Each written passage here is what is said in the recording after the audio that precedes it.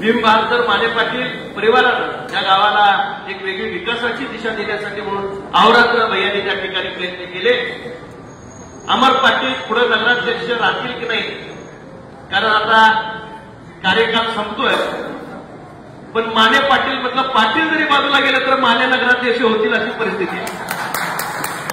आपल्या गावाच्या तलावाचं सुशोभीकरण अतिशय सुंदर पद्धतीनं त्या ठिकाणी झालेलं आहे।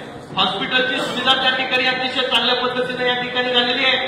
शाळा इमारतीच्या बाबतीत सुद्धा आपण अतिशय चांगल्या पद्धतीची भूमिका घेतलेली आहे। आणि मला वाटतं पूर्वीचं तहसील कार्यालय तुम्ही त्याची मागणी केलेली आहे की नगरपालिकेला दर्जा उंचीसाठी म्हणून आणि प्रशासन सुलभ व्हावं याच्यासाठी म्हणून आपली जी मागणी आहे ती अत्यंत महत्वाची आहे।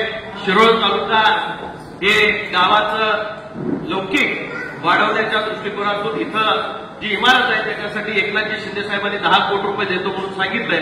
निश्चितपणे भैया तुमची इलेक्शन झाल्यानंतर आपण त्याचा पाठपुरावा करूया आणि 10 नाही 11 कोटी रुपये आपण गावाच्या विकासासाठी, कारण 11 माझा आकडा अत्यंत शुभ आकडा आहे आणि प्रवाहामध्ये राहत असताना या गावानं मला प्रचंड मोठी ताकद शिरोळकरांनी दिली आणि त्यांच्या ऋणामधनं राहून या गावाच्या विकासाला चालना देणं माझं कर्तव्य आहे। निश्चितपणे माने साहेबांचं लाडकं गाव, खासदार धैर्यशील मानेला पाठिंबा देणारं गाव, वहिनी साहेबांच्या पाठीशी उभं राहणारं गाव आणि आज खऱ्या अर्थानं 3 पिढ्यांचे ऋणबंध या गावाचे आम नागरिकांशी आमचे त्या ठिकाणी आहे। त्यामुळं विकासाला निधी कुठं कमी पडणार नाही याची खबरदारी आपण येणाऱ्या काळामध्ये निश्चितपणे घेऊया।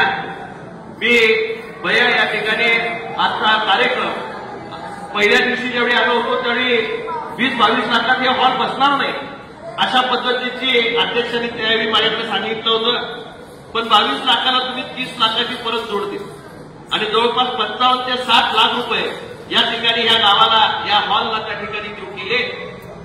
मला मनापासूनचा आनंद आहे की मला लोकसभेचा मतदारसंघ इतका मोठा सांभाळत असताना काही फंडच्या मर्यादा असतात, पण एखादा नगराध्यक्ष असा असेल की जो चिकाटीनं आपल्या गावाच्या प्रत्येक नियोजनामध्ये लक्ष घालत असेल, निव्वळ तेवढ्या निधीवर भागत नाही म्हटल्यानंतर बाकी सगळ्या निधींची जोड घालून याला 60 लाख रुपयापर्यंत निधी या ठिकाणी आणत असेल, सुरुवात जरी धैर्यशील मानेंनी त्या ठिकाणी केली असेल तर त्याचा शेवट अमरसिंह पाटलांनी केला हे म्हटलं तर चुकीचं होणार नाही। इतकं चांगलं काम आपल्या कार्यकिर्दीमध्ये आपण त्या ठिकाणी केलं।